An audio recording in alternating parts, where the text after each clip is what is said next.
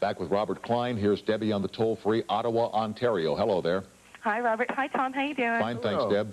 Listen, I'm just curious. Now, you've been in the entertainment business for a long time. I just wondered, what do you think of the influence of talk shows, and how has humor changed in our society? That's a two-parter. Yes.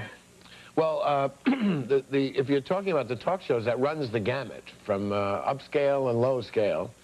To be honest with you, I think the ones that talk about syndromes and wife-beating and diseases probably serve a more useful purpose than quiz shows.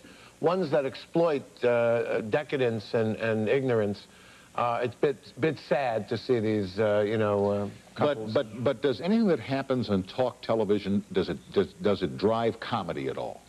Now, for example, Debbie, I don't know if you saw Oprah Winfrey today, and I didn't, but somebody told me that she dropped her drawers today. Not in a lascivious way, but apparently there were rumors out that she was pregnant, and she admits to having put on some weight, so she just lowered them enough to show her stomach to show that she wasn't pregnant. Now, I'm sure that somebody somewhere will do a joke about this.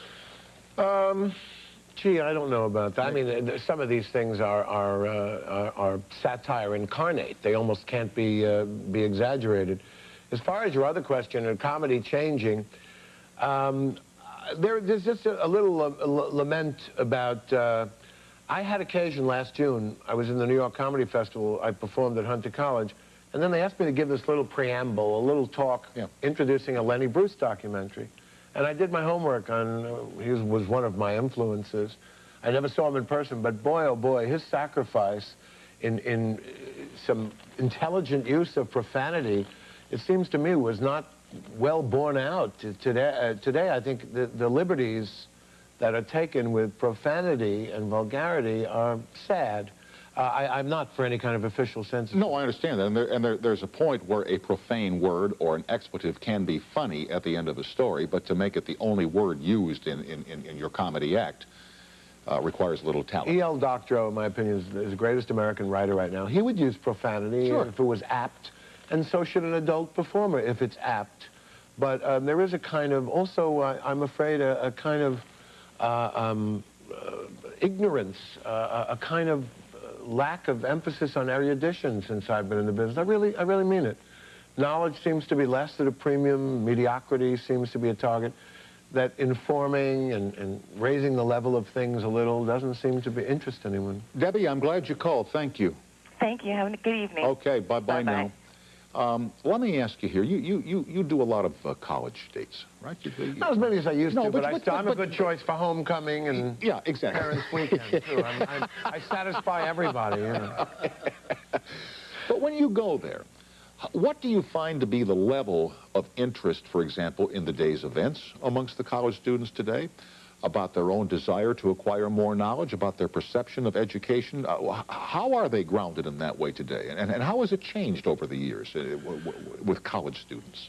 When I graduated from Alfred University in 1962, the recruiters from the greatest companies were all lined up, ready to grab everybody they could.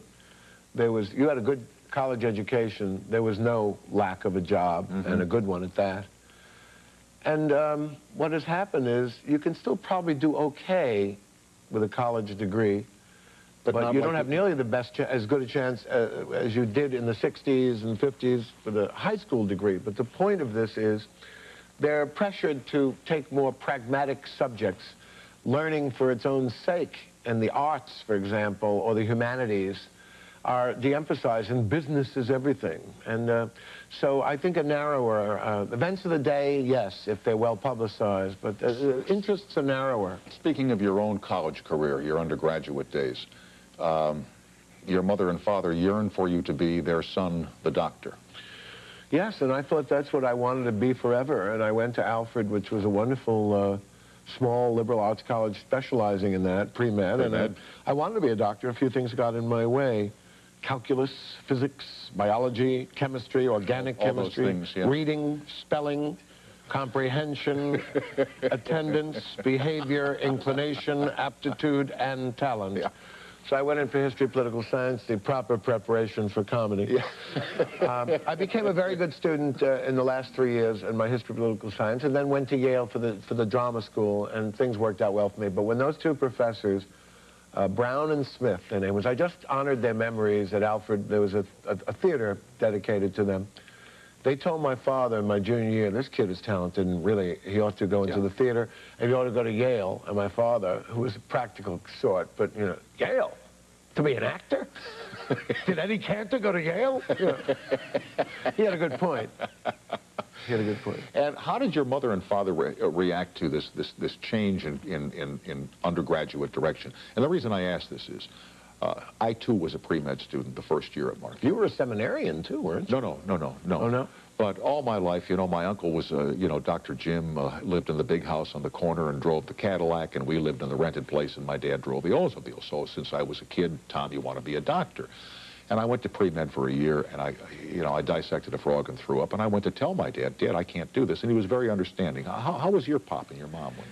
My mother was always supportive of everything. She was a merry soul. She played stride piano, you know, with a cigarette hanging out of her mouth. When I came home from school, she smoked once in a while when she played the piano. My father was really nervous. He was very nervous about it. He had a good job during the Depression, but was worried, and he had good reason to be. Acting was like being a Martian. My parents loved show business, but we didn't know anyone in the business. Mm-hmm. And that was a tough one. Actors were another sort.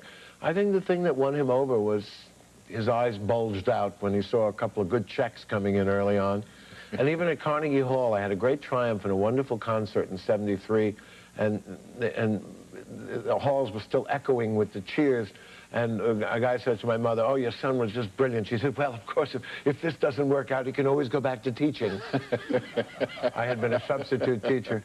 So it was tough, and I understand that. And I always advise, people always ask me this vocational guidance, and I say do it. I think a lot of guys like Seinfeld and Billy Crystal and others, they saw in me, who preceded them by just a few years, you know, a guy like them. Yeah. Went to college. You can be, you don't have to be some a guy with cufflinks in a smoke-filled room, or you.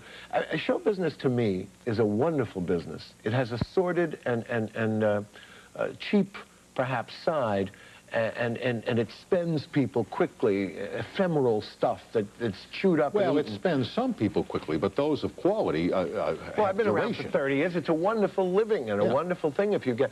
But it's more merit-oriented than most industries. It's not who you sleep with and who you know. If you make a reputation in this business, it's because people like you. Mm-hmm. They buy your products, or they tune in to see you. It's not because you slept with someone or you know someone. I think favors have less to do with this business. So, taking the old stereotype, W.C. Fields, an old-fashioned way, the old repertory company, actors still have difficulty getting credit cards. And our unions are filled with roles of people who never work, who work as cab drivers. That's right. It's as legitimate an industry, and I think everyone secretly wants to be in it. In fact, it gets far too much attention. And most people who are not in it know how to run it far better than those of us who are in it. Maybe. Anyway, it's a joy to see you again. I'll be watching you on Saturday night, and have a happy holiday season. My best to your son. And don't be a stranger here. Oh, thank you, Tom. My great pleasure. Robert Klein on HBO on Saturday. Call Robert Klein. It all started here. And, of course, Sisters, the immensely popular series. Which is on at the same time this week. I'm against myself. So you'll compete against yourself. And use your VCR. Either way, you can't lose. That's right. Next, John Ehrlichman. We'll be right back after this break. Robert.